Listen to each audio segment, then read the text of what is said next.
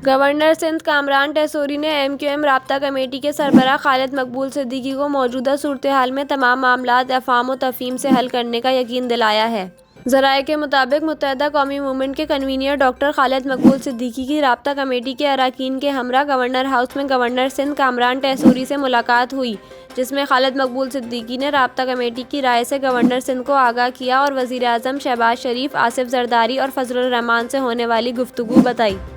इस मुलाकात में सैयद सुहेल मशहदी और ज़फ़र कमाली भी शरीक थे। सुहेल मशहदी ने गवर्नर सिंध को डिस्ट्रिक्ट कौंसिल हैदराबाद से मुताल्लिक़ आगाह किया।